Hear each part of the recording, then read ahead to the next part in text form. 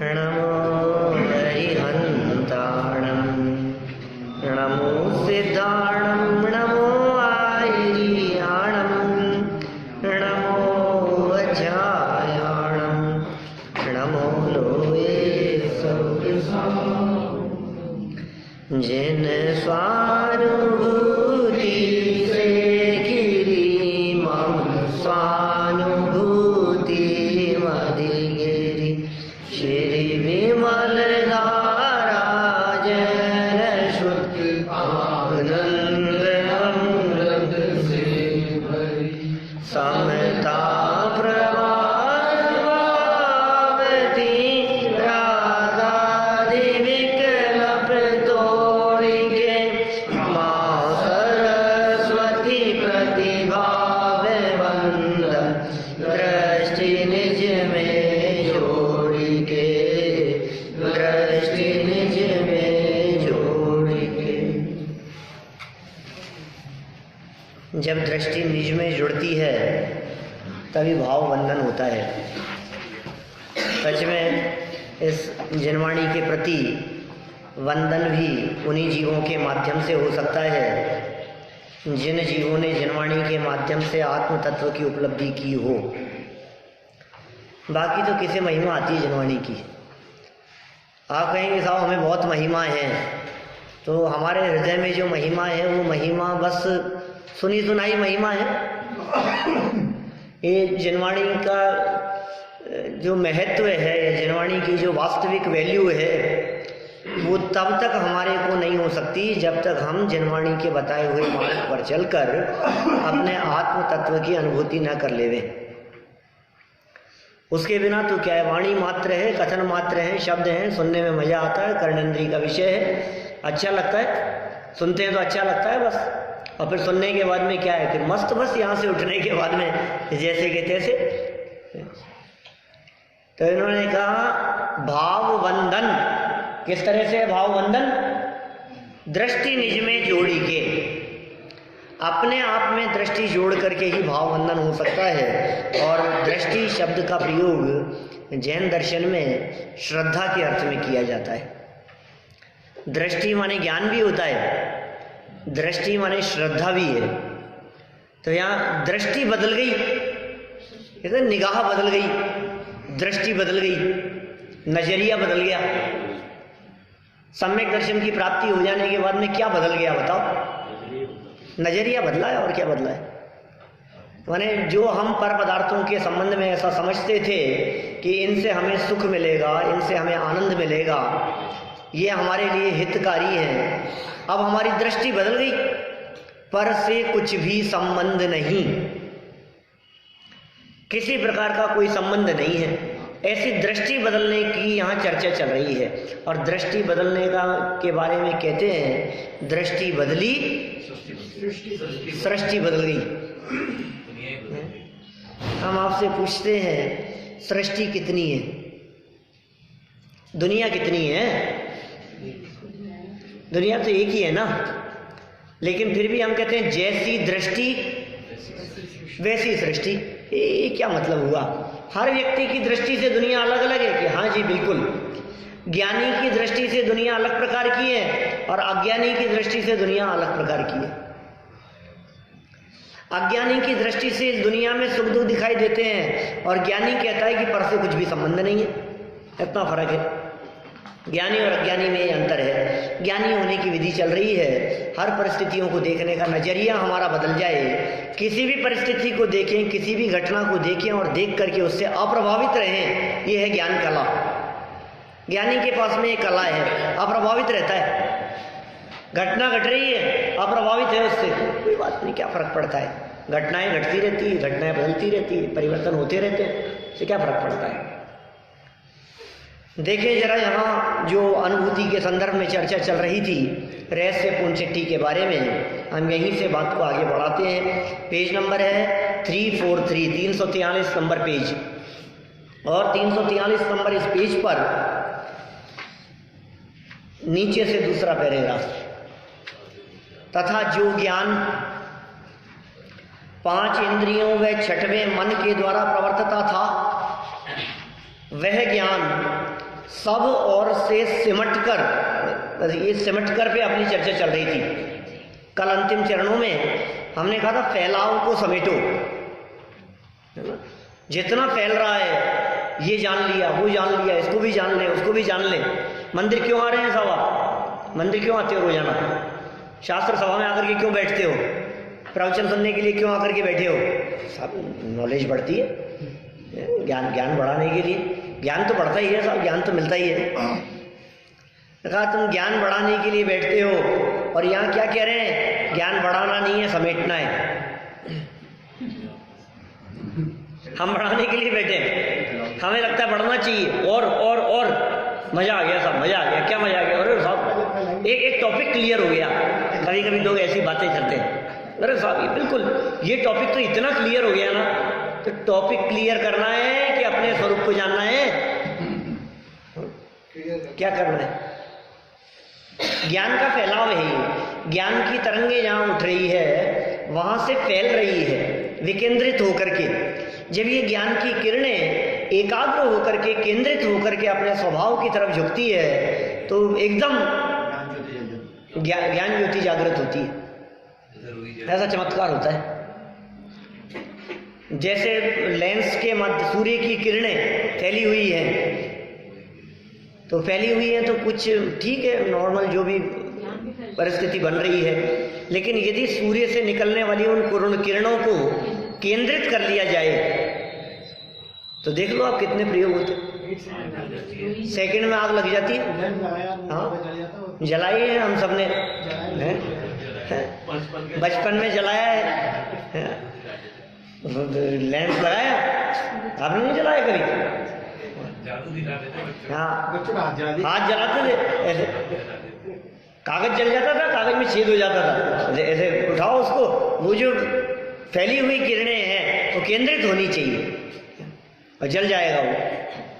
ऐसे ही जो ज्ञान की किरणें फैली हुई हैं उनको लगाओ अपने स्वभाव की तरफ।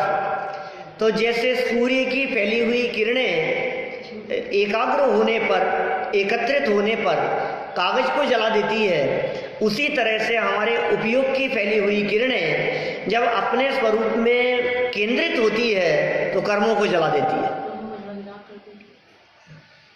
कर्म जल जाते हैं, उसे कहते हैं ध्यान।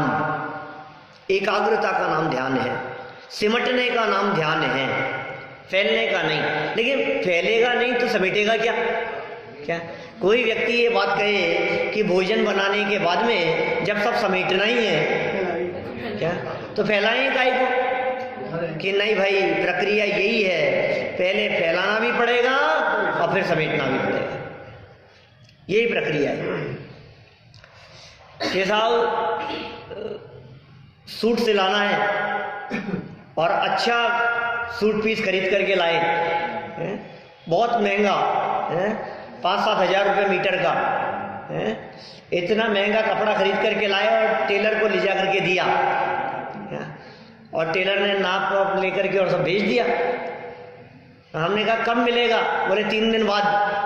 हम पहुंच गए दूसरे दिन ही, और हमने क्या देखा कि हमारा इतना महंगा कपड़ा लीर कर रखी है उसने, टुकड़े टुकड़े कर दिए उसके कैंची से, कहीं से काट दिया, कहीं से काट दिया, कहीं से छोटा कहीं से बड़ा। ये क्या कर दिया? सारे कपड़े का नाश कर दिया तुमने, इतने बड़े कपड़े का। कि भाई साहब आपको 3 दिन बाद में बुलाया था। क्या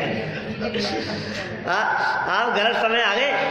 आप देखो, सच में यदि आप उसको बनते हुए देख लो तो आप देख नहीं सकते। क्या आपको लगेगा ये क्या कर रहा है? ये नाश कर दिया है। लेकिन प्रक्रिया यही है, उसके टुकड़े टुकड़े किए जाएं, क्या, लेकिन विधि पूर्वक। ध्यान रखना, क्या विधि पूर्वक। कहीं उसको देख करके कोई अज्ञानी ये सोचे कि मैं भी, तो कुछ नहीं होगा। क्या तो विधि पूर्वक उसके टुकड़े हो, फिर उसके बाद में वापस वो समेटे, वापस जुड़े।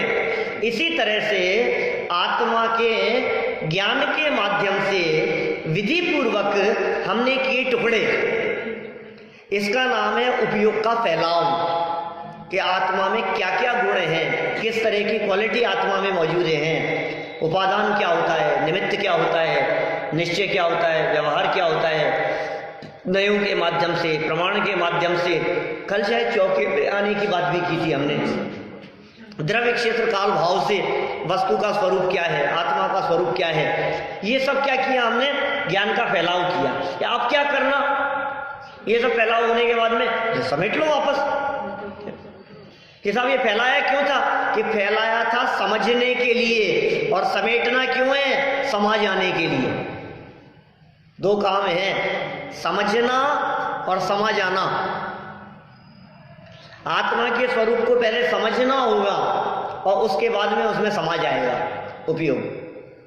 तो समझने के लिए फैलाव होता है, समझने के लिए बिखराव होता है, समझने के लिए पूरी जिनवाणी है, समझने के लिए सैकड़ों विद्वान हैं, उनके प्रवचन हैं, व्याख्यान हैं, आचार्यों की ग्रंथ, मूल ग्रंथ हैं, उनकी टीकाएं हैं, व्याख्याएं हैं। ये सब किस लिए, समझने के लिए।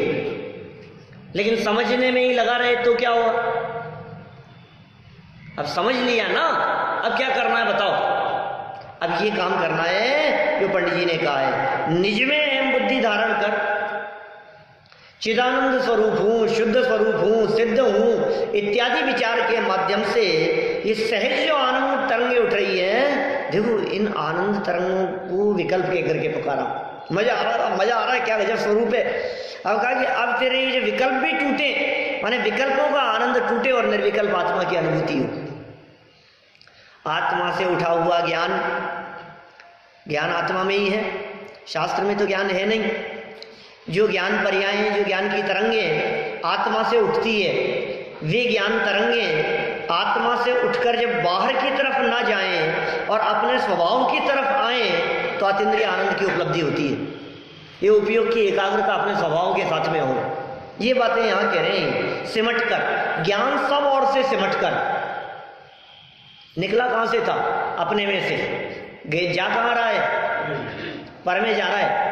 आज तक तो पर में जा रहा है, अभी तक पर में जा रहा है। हमारी प्रत्येक ज्ञान पर्याय जो उत्पन्न हो रही है, ये उत्पन्न होती हुई ज्ञान पर्याय प्रति समय विषयों को जानने में, संयोगों को देखने में, उन पदार्थों की जानकारी में, यह हमारी प्रति समय की ज्ञान पर्याय बर्बाद हो रही है। ये ऐसे बर्बाद हो रही है कि समझ लो आप, वो जो सोना बनाने का रसायन था ना, क्या जिसको सिला पर डालो तो सोना हो जाए, लेकिन क्या किया उसने, मिट्टी पर डाल दिया। क्या तो अब क्या होगा, मिट्टी पे डालने से क्या हुआ, शुभचंद्र, शुभचंद्र मुनिराज ने क्या किया, मिट्टी में ढोल दिया उसको। अब क्या होगा उसका, बोले बेकार हो गया। ये पत्थर पे पड़ता तो क्या होता, बोले सोने का हो जाता। माने पत्थर माने ध्रुव, क्या स्थिर चीज। ऐसे ही हम कह रहे हैं हमारी ज्ञान पर्याय उत्पन्न हुई और इस ज्ञान पर्याय उत्पन्न होने वाली ज्ञान पर्याय को हमने मिट्टी में मिला दिया बाहरी पदार्थों को जानने देखने में। तो क्या करना था कि इस ज्ञान पर्याय को ध्रुव, अपना जो स्वभाव है उसके साथ में जोड़ना था। तो उसके साथ में जोड़ता तो क्या होता कि निर्विकल्प अनुभव होता। बोलो, ये लिखी है इन्होंने यहाँ विधि। वह ज्ञान सब और से सिमटकर इस निर्विकल्प अनुभव में केवल स्वरूप सन्मुख हुआ, बस और कुछ नहीं, इसके अलावा और कुछ नहीं दिखता है। ज्ञानी को अपने ज्ञायक स्वभाव के अलावा और कुछ नहीं दिखता, कुछ नहीं दिखता उनको। माने वो तो ऐसा कहते हैं ना अपन, जिसकी लगन लगती है फिर उसके अलावा दूसरा और कुछ नहीं दिखता। व्यापारी को बिजनेस ही बिजनेस दिखता है, दुकानदार को ग्राहक ही ग्राहक दिखता है। क्या दुकान पर बैठा है और हर गुजरता हुआ व्यक्ति उसको ग्राहक दिखता है। और कुछ देखता ही नहीं है। हर दुकान पर आने वाले व्यक्ति को ग्राहक देखता है। देखो आप कैसी दृष्टि है। दुकान पर जो व्यक्ति चढ़ा, बोलो वो व्यक्ति कौन है, ग्राहक है। कि हिंदू है कि मुसलमान है, गोरा है कि काला है, पैसे वाला है कि गरीब है, मोटा पतला है, समझदार है कि मूर्ख है? कोई कौन है? बोलो क्या क्या समझते हो आप? कुछ नहीं। सर्वभेद दृष्टियों से हटा करके एक ही दृष्टि है, अपने लिए तो क्या है? बकरा मुर्गा नहीं क्या? अपने लिए तो क्या है? ग्राहक मात्र है। बीजेपी वाला है कि कांग्रेसी है? सब चलेगा क्या? वोट किसी को भी देता हो क्या? नोट अपने को अपने पास आने चाहिए। एक ही दृष्टि है ना। ऐसे ही हम कह रहे हैं ये जितने भेद दृष्टियों से आप देख रहे हो, सब दृष्टियों से देखना बंद करो और क्या करो? समेट लो सब और से। और क्या देखना है? एक ज्ञायक देखो बस। ज्ञानी को ज्ञायक दिखता है, इसके अलावा और कुछ नहीं। अरे हर जीव भगवान दिखता है। हर आत्मा में देखो भगवान बस रहा है। बोलो, हर आत्मा में भगवान बस रहा है। हर आत्मा परमात्मा है। हर जीव परमात्मा दिखते हैं हमारे को। हर जीव हमारे को परमात्मा दिखाई देता है। ज्ञानियों की दृष्टि ऐसी है, जो अपने आप को परमात्मा अनुभव करते हैं उनको जगत के सब जीव परमात्मा दिखाई देते हैं। जो अपने आप को अज्ञानी अनुभव करते हैं उनको जगत के सब जीव अज्ञानी दिखाई देते हैं। ऐसा नहीं होता है। जो खुद बेईमान होते हैं उनको सब लोग बेईमान दिखते हैं। क्या? खुद चोर हो तो उनको सब चोर नजर आए, और खुद ईमानदार हो तो उनको सब ईमानदार नजर आए। दुर्योधन और युधिष्ठिर की तरह है। सबसे अच्छा उदाहरण है ना। उसको वही वो दिखते हैं, बेईमानी बेईमान दिखते हैं, और उसको सब सज्जन ही सज्जन दिखाई देते हैं। तो ज्ञानी को कैसे दिखेंगे कि अपने आप को कैसा अनुभव कर रहा है? कि ज्ञान स्वरूप अनुभव कर रहा है। जिसने अपने आप को ज्ञान स्वरूप अनुभव किया उसको सारे जगत के जीव ज्ञान स्वरूप दिखाई दे रहे हैं। उसे ऐसा लग रहा है जो काम मैंने ये कर लिया है यही काम सामने वाला व्यक्ति भी कर सकता है। जिस विधि से मैंने अतीन्द्रिय आनंद प्रकट किया है इसी विधि से आपको भी अतीन्द्रिय आनंद प्रकट हो सकता है। देखो क्या कहा इन्होंने, वह ज्ञान जो बर्बाद हो रहा था, वो ज्ञान जो पर की तरफ दौड़ता था, वो ज्ञान जो इंद्रियों के माध्यम से प्रवृत्ति करता था, वह ज्ञान सब ओर से सिमटकर इस निर्विकल्प अनुभव में केवल स्वरूप सन्मुख हुआ, क्योंकि वह ज्ञान क्षयोक्षम रूप है। क्या? ये ज्ञान का स्वरूप क्या है? क्षयोक्षम रूप है ज्ञान। इसलिए वह एक काल में एक ये ही को जानता है। एक क्षयोक्षम ज्ञान का ऐसा ही स्वरूप है। वह ज्ञान स्वरूप जानने को प्रवर्तित हुआ तब अन्य का जानना सहज ही रह गया। बोलो, आप किसको जान रहे हो? आप अपने को जानेगा तो पर का जानना अपने आप ही रुक जाएगा। मुझे मालूम है आपके दिमाग में ये प्रश्न उठ रहा होगा कि ज्ञान का स्वरूप तो स्वपर प्रकाशक है, पर का जानना कैसे रुक जाएगा? अरे भाई, लब्धि और उपयोग का फर्क है, दोनों प्रकट ज्ञान की पर्याय हैं। उपयोग स्वरूप सन्मुख हुआ, ज्ञान का स्वरूप ही ऐसा है, एक बार में एक ही चीज जान सकते हो। आपके उपयोग में एक समय में एक ही बात आ सकती है, दो बातें एट ए टाइम आपके उपयोग का विषय नहीं बन सकती है। देखना और जानना, सुनना, ये सब काम एक साथ नहीं हो सकते। हमें पता है आप कई कई काम एक साथ करते हो। गाड़ी चलाते चलाते मोबाइल भी सुन लेते हो, बातें भी कर लेते हो, गियर भी बदल लेते हो, सामने भी देख लेते हो, खाना बनाते बनाते भी कई काम कर लेते हो आप, हमें मालूम है। लेकिन फिर भी कह रहे हैं उपयोग एक समय में एक ही जगह पर लगता है, दो काम एक साथ हो नहीं सकते। उपयोग बहुत सूक्ष्म है भाई, समय बहुत सूक्ष्म है। इसके संदर्भ में बहुत सुंदर प्रकरण आया था पेज नंबर 34 पर, 34 नंबर पेज का ऊपर वाला पैराग्राफ है।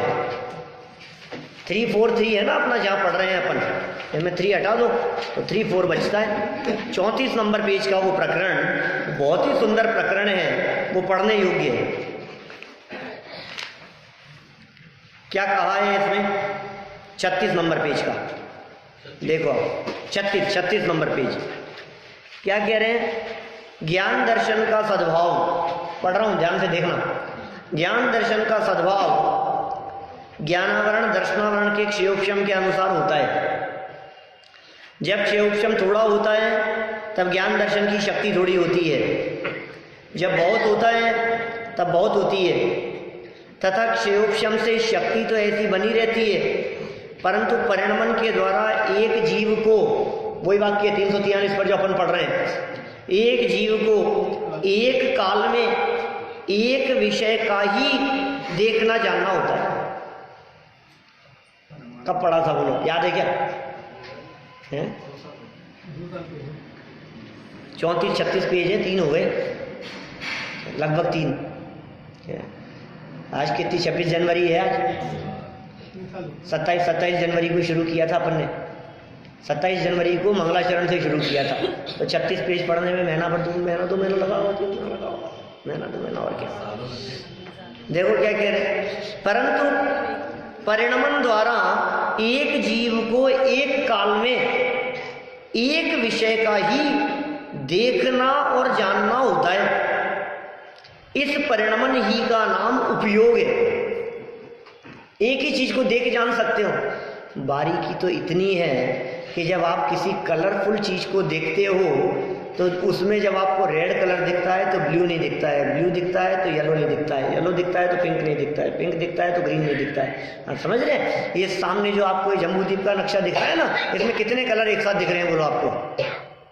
सब एक साथ देख रहे हैं। सब एक साथ देख रहे हैं ना?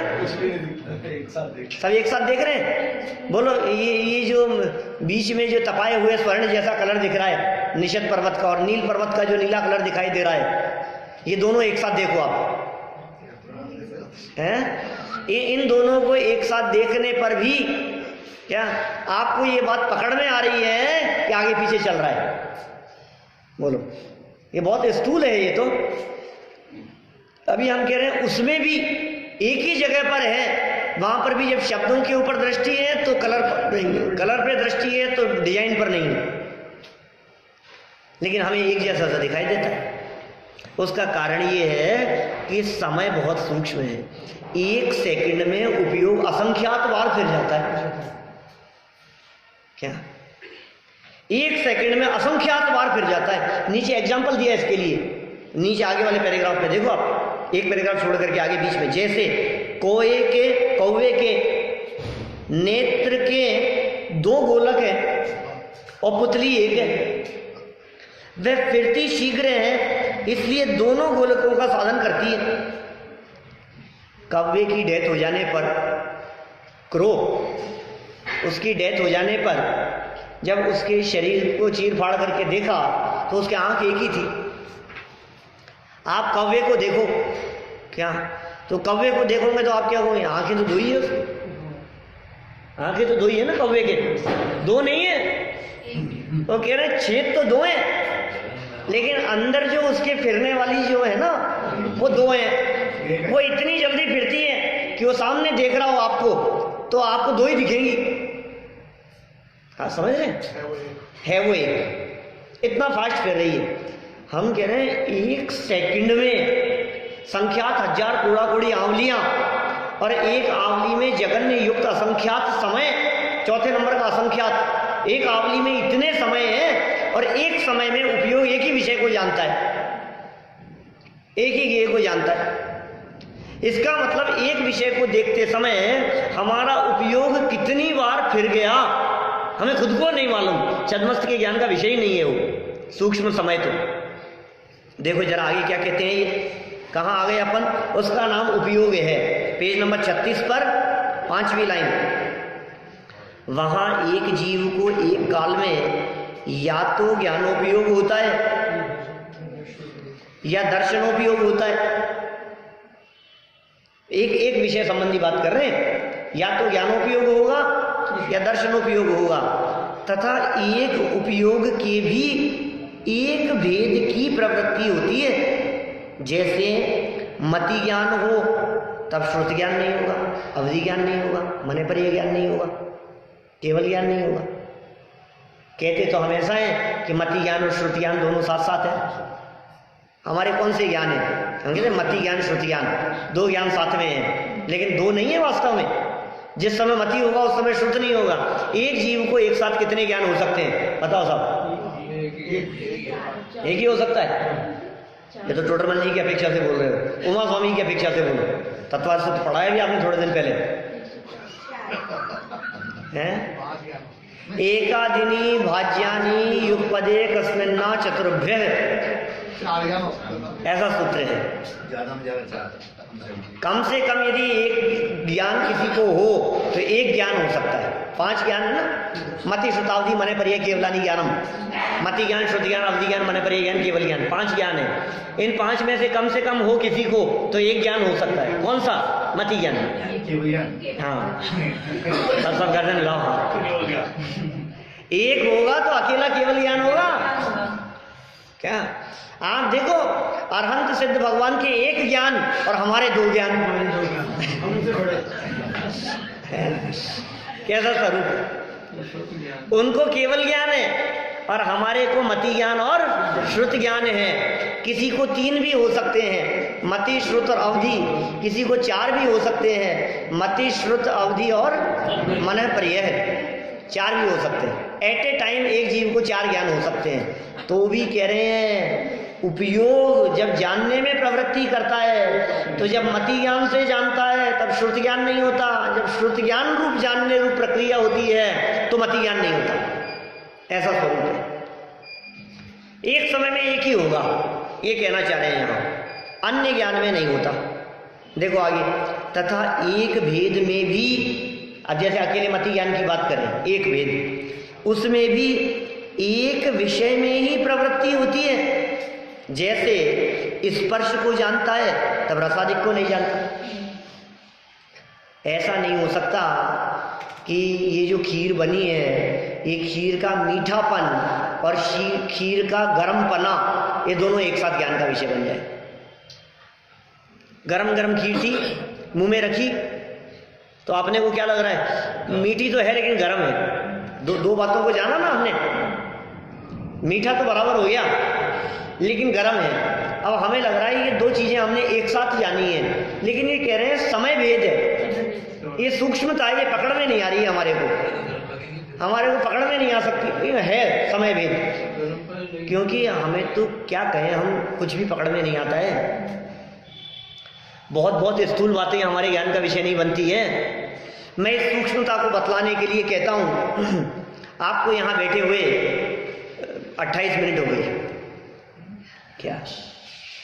कम से कम 28 मिनट से बैठे हो आप। मैं तो सामने चल रही है ना, इसलिए बता रहा हूं मैं। 28 मिनट से आप बैठे हो। 28 मिनट में आपके नेत्रों की पलकें कितनी बार झपकी है? अरे पलकें झपकी के नहीं झपकी ये बताओ है? कितनी बार झपकी आई? झपकी नहीं आई क्या? क्योंकि झपकी आना अलग बात है और पलक झपकना अलग बात है क्या? पलक ना झपकी हो ऐसा तो हो नहीं सकता क्या? और मेरे कहने के बाद में तो सबको दिख गई क्या? मेरे कहने के बाद में तो सबको, 1 मिनट तो बहुत बड़ा होता है क्या? और पलक झपकने का मतलब क्या होता है? आंखों की पलकें बंद होकर के खुले। ये है ना पलक झपकने का मतलब, बंद होकर के खुले। इसका मतलब आंख बंद होकर के खुल गई सैकड़ों बार, लेकिन उसके बावजूद भी हमें ये पता नहीं लगा कि देखने में कुछ व्यवधान हुआ है। बोलो क्या पकड़ेंगे हम? क्या पकड़ पा रहे हैं? ये तो प्रैक्टिकल है कि नहीं है? बोलो ऐसा थोड़ी ना हुआ यार बीच बीच में डिस्टर्बेंस हो रहा है। हाँ मानता हूँ आचार्य ने ऐसा प्रयोग जरूर किया। दृष्ट्वा भवंत मनिमेष विलोकनीयम नान्यत्र तोषमुपयाति जनस्य चक्षु पीत्वा पयः शशिकरः द्युति दुग्ध सिंधु क्षारं जलं जलनिधिरसितुं कैच्छेत्। दृष्ट्वा भवंत मनिमेष विलोक। हे भगवान आपको देखा मैंने, ये पलक झपकना भी मुझे डिस्टर्बेंस लगता है। आपको लगता है जब किसी चीज को हम एकाग्र चित्त होकर के देखते हैं क्या माने समझ लो आप रत्नों को देखते समय, रत्नों के पास की, तो उस समय पलक झपकाना नहीं है, पलक नहीं झपकनी चाहिए, इतनी एकाग्रता से उस चीज को देखते हैं तो वो रत्न पकड़ में आता है। तो मान गंगाचार्य कह रहे हैं ऐसी बात कि हे जिनेंद्र देव, जब मैं आपको देखता हूं तो क्या बताऊं मैं आपको, चेहरे से नजर नहीं हटती। क्या?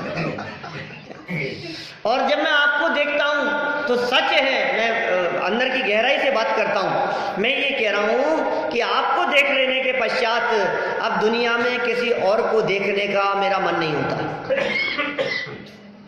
मैं क्या देखूं, क्या हे भगवान क्या देखूं मैं, कुछ देखने लायक नहीं है, कुछ जानने लायक नहीं है, कुछ बात करने लायक नहीं है।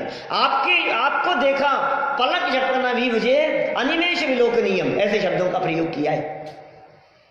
ये पलकों का एग्जाम्पल मैंने किस लिए दिया, ये बताने के लिए कि आपकी आंखों के सामने पलकें आ जाने पर भी आपको देखने में व्यवधान नहीं हो रहा, पलकें सामने आने पर भी आपको पता नहीं लगा, इसका मतलब हमारा उपयोग कैसे बदल जाता है, हम पकड़ नहीं पा रहे हैं उसको। क्या हम उस बात को पकड़ नहीं पा रहे हैं, उस चीज को फील नहीं कर पा रहे हैं, ये बतलाया इन्होंने यहाँ। देखो वापस आ जाओ, स्पर्श को जानता है तब रसादिक को नहीं जानता। कितना सूक्ष्म है, 36 नंबर पेज पे है, 36 नंबर पेज, इसी पैराग्राफ में कहाँ आ गए अपन, डैश लगी है, वो लाइन देखना। स्पर्श को जानता है तब रसादिक को नहीं जानता, तथा एक विषय में भी उसे किसी एक अंग में ही प्रवृत्ति होती है। क्या मतलब, जैसे स्पर्श को जाना तो कह रहे हैं ये उष्ण स्पर्श को जानता है तब रुक्षादिक को नहीं जानता। स्पर्श के भी 8 भेद किए ना मोटे मोटे, हल्का, भारी, रूखा, चिकना, कड़ा, नरम, ठंडा, गरम, ये सब स्पर्श से ख्याल में आने वाली बातें हैं। हल्का, भारी, रूखा, चिकना, कड़ा, नरम, ठंडा, गरम, ये सब चीजें टच करने से ख्याल में आती है। तो इन 8 में से भी देखो, आप पहले तो क्या कहा, दर्शनोपयोग ज्ञानोपयोग में से एक कहा, फिर कहा साहब ज्ञानोपयोग, तो ज्ञानोपयोग में से भी 5 में से एक कहा मति ज्ञानोपयोग। ये मति ज्ञान की प्रवृत्ति भी चक्षु से हो, कर्ण से हो, स्पर्श से हो, रस से हो, घ्राण से हो, 5 से हो सकती है। तो कहा उसमें अकेला स्पर्श से ही होगी 5 में से। स्पर्श से जब प्रवृत्ति हो रही है उसमें भी 8 भेद कर दिए, एक ही में प्रवृत्ति होगी। कितना सूक्ष्म कह रहे हैं। इस प्रकार एक जीव को एक काल में एक ज्ञेय मतलब जानने योग्य पदार्थ, ज्ञान का विषय बनने वाला पदार्थ कहलाता है ज्ञेय। एक जीव को एक काल में एक ज्ञेय अथवा दृश्य में ज्ञान अथवा दर्शन का परिणमन जानना ऐसा ही दिखाई देता है। जब सुनने में उपयोग लगा हो तब नेत्र के समीप स्थित भी पदार्थ नहीं दिखता। इसी प्रकार अन्य प्रवृत्ति देखी जाती है। आपके उपयोग की एकाग्रता, अरे हमने ऐसे ऐसे एग्जाम्पल सुने हैं, लोगों से चर्चा सुनी है कि उनका उपयोग गणित के सवाल करने में लगा देवे और पैर का ऑपरेशन कर देवे, बोले हमें कोई दिक्कत नहीं, बेहोश करने की जरूरत नहीं, उपयोग इधर लगाए।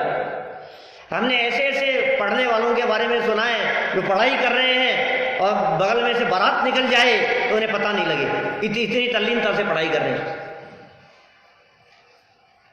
तो मीरा की एकाग्रता के बारे में नहीं कहते, ऐसी लागी लगन मीरा हो गई मगन। उसको एक ही चीज दिख रही है, उसको कुछ नहीं दिखाई दे रहा है, क्या उसको एक ही चीज दिख रही है। ऐसे ही कह रहे हैं, जब हमारा भी उपयोग किसी काम करने में लगा हुआ होता है हमें पता नहीं लगता। आपका उपयोग नहीं हो तो पता भी नहीं लगे। बहुत समय पहले 2 पंक्तियां ऐसी पढ़ी थी, क्या सुना देता हूं, प्रसंग आ गया इसलिए उनके आकर चले जाने की खबर भी ना हुई कि हम इस तरह मशगूल थे उनके ख्यालों में।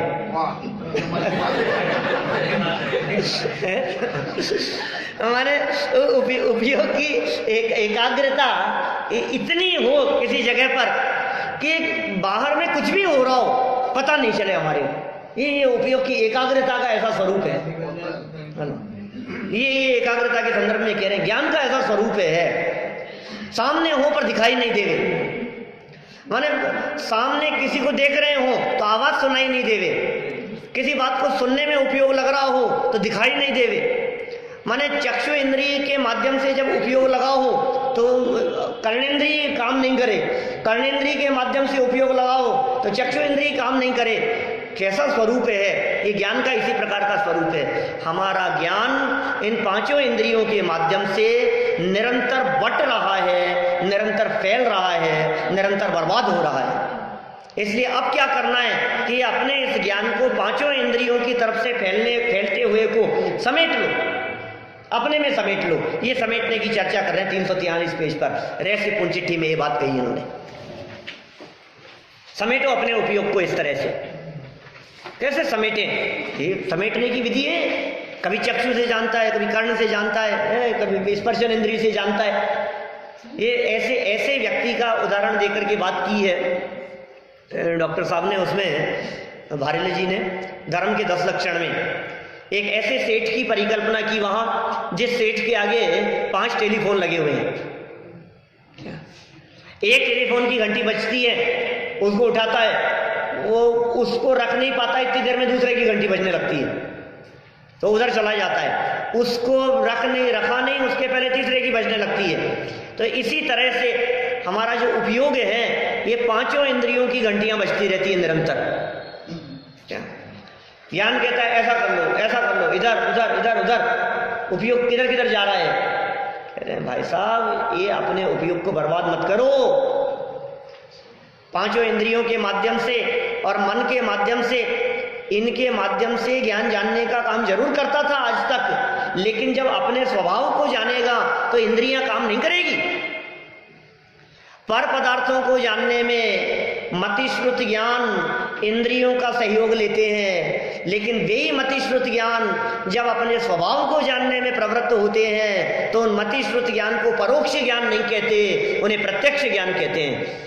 अनुभूति के काल में ये ज्ञायक आत्मा ये प्रत्यक्ष होता है कि परोक्ष होता है?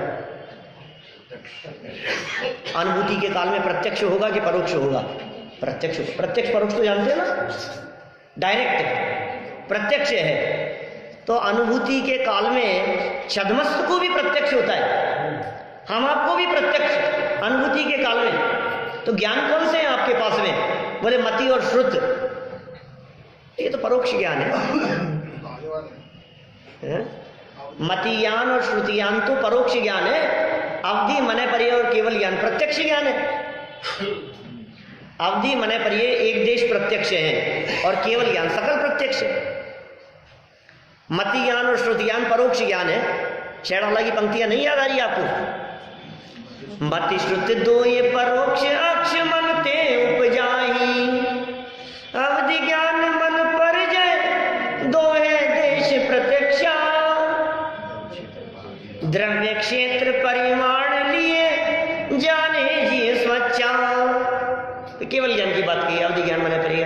अभी मति श्रुत के बारे में क्या कहा? मति श्रुत दो ये परोक्ष, हमारे हैं मति ज्ञान और श्रुति ज्ञान। थोड़ा उपयोग को एकाग्र करके समझना, देखो क्या कह रहे हैं। मति ज्ञान और श्रुति ज्ञान परोक्ष ज्ञान है, बराबर। और अनुभूति के काल में आत्मा होता है प्रत्यक्ष। तो मति श्रुत ज्ञान के माध्यम से कैसे प्रत्यक्ष होगा? परोक्ष ज्ञान के माध्यम से आत्मा कैसे प्रत्यक्ष होगा? अब तो आत्मा को प्रत्यक्ष करने के लिए या तो अवधि ज्ञान चाहिए, या मने परिय ज्ञान चाहिए, या केवल ज्ञान चाहिए। अवधि ज्ञान आत्मा को जान नहीं सकता, क्योंकि रूपिष्व वधे, रूपीषु अवधे। अवधि ज्ञान रूपी पदार्थों को ही जानता है।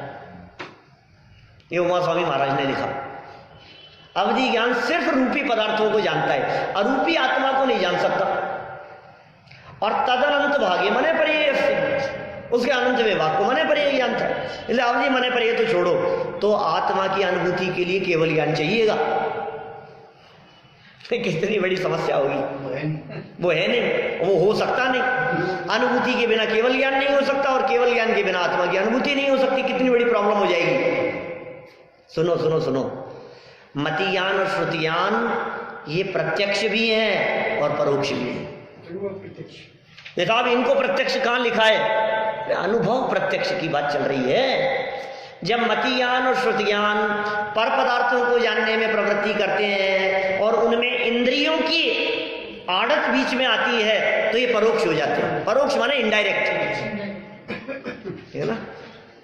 डायरेक्ट इनडायरेक्ट तो आप सब जानते ही है ना, क्या पेंडल में करते ही है ना, प्रॉफिट एंड लॉस अकाउंट में अकाउंट्स वाले लोग जानते होंगे, बाकी के तो सब सीए करते होंगे काम। अकाउंट्स पढ़ी है इतनी तो बहुत लोगों ने। डायरेक्ट एक्सपेंसेस है, इनडायरेक्ट एक्सपेंसेस है। तो ये जो डायरेक्ट है एक्सपेंसेस की बात नहीं, ज्ञान जो डायरेक्ट है वो है प्रत्यक्ष, और ज्ञान जो इनडायरेक्ट है वो है परोक्ष।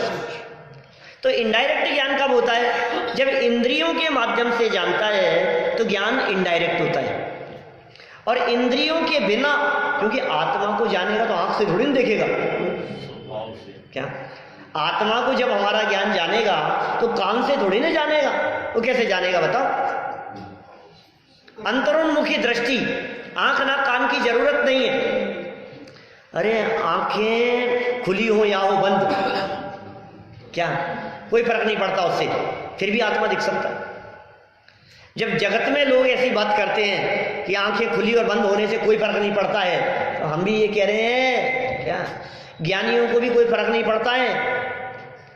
आंख, दुनिया कहते हैं आंख खोल के देख लो, हम कहते हैं आंख खोल करके देखने से आपको पर पदार्थ दिखेंगे, और आंख बंद करके देख लो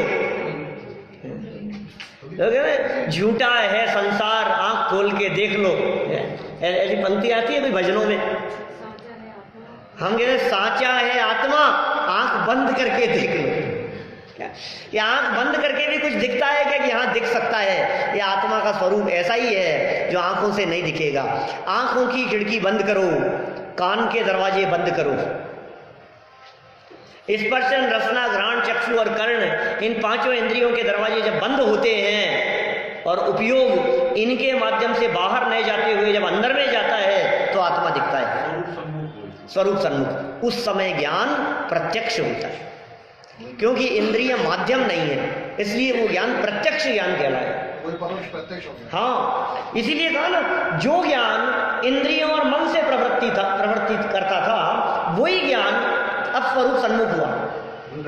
वही ज्ञान दूसरा नहीं लाना है, ज्ञान नया नहीं लाना है। आपके पास में जो उसी से काम चलेगा, उधार के ज्ञान से काम नहीं चलता। किसी के और थोड़ा आपके पास में ज्यादा है, थोड़ा सा दे दो ना, क्या कोई किसी को दे नहीं सकता और कोई किसी से ले नहीं सकता। ज्ञान में से ज्ञान प्रकट होता है, शास्त्र में से ज्ञान आता नहीं है, गुरु से ज्ञान आता नहीं है। क्या गजब बात है! ये उपादान की ऐसी योग्यता है, उपादान का ऐसा ही स्वरूप है। गुरु निमित्त हो सकते हैं, शास्त्र निमित्त हो सकते हैं, लेकिन उपादान की योग्यता के बिना बात समझ में नहीं आएगी। बोलो, उपादान के बिना समझ में नहीं आएगी। कल हमने कही थी क्या ऋषभ देव की बात है? यहाँ से जाने स्मारक में कही होगी, क्लास में कही होगी, शाम को प्रवचन में कही होगी, आप लोगों ने तो नहीं सुनी। एक कही थी ना, 6 महीने तक विधि नहीं मिली। नहीं, मैंने क्लास में भी बताई है कहीं प्रवचन में, यहाँ नहीं बताई। कुल मिला के बात ये है, हम तो ये कह रहे हैं वो ऋषभ देव को जिस समय आहार लेने की उपादानगत योग्यता नहीं थी, क्या तब तक बाहर में कोई निमित्त भी नहीं था, कोई देने वाला भी नहीं था, क्या कोई आहार दान देने की विधि भी नहीं जानता था। और जब अंदर में आहार ग्रहण करने की उपादानगत योग्यता जागृत हुई तो राजा श्रेयांश को सपना भी आ गया है? सपना आ गया उसको, आहार दान की विधि जान ली, जाति स्मरण ज्ञान हो गया, भूतकाल का याद आ गया, पिछले जन्म का याद आ गया, आहार दान कैसे देते हैं, पहले ऐसे दिया था, ये विधि होती है, ये लो, इनके लेने की योग्यता जागृत होती है तो सामने वाले के सपने में भी वो बात आ जाती है। ऐसा स्वरूप है भाई।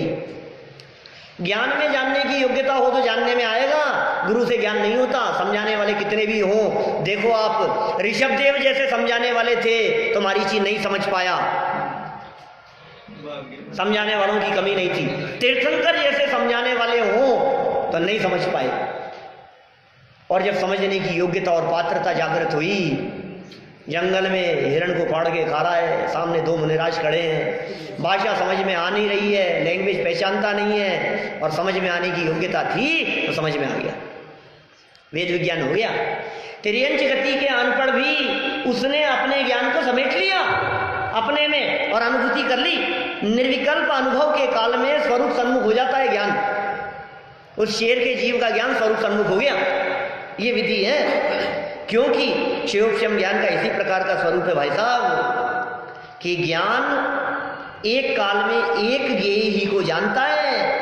वह ज्ञान स्वरूप जानने को प्रवर्तित हुआ तब अन्य का जानना सहज ही रह गया। इस तरह से हमारे ज्ञान का विषय जब जगत के पदार्थ न बने और अपना ज्ञायक भगवान आत्मा अपने ज्ञान का विषय बने तो अतीन्द्रिय आनंद का रस झरता है। ऐसे स्वभाव का अवलंबन हम सभी के जीवन में हो, हम सभी की दृष्टि समस्त बाहरी पदार्थों से हटकर हमारे स्वभाव सन्मुख हो, इसी मंगल भावना से मैं बात को यही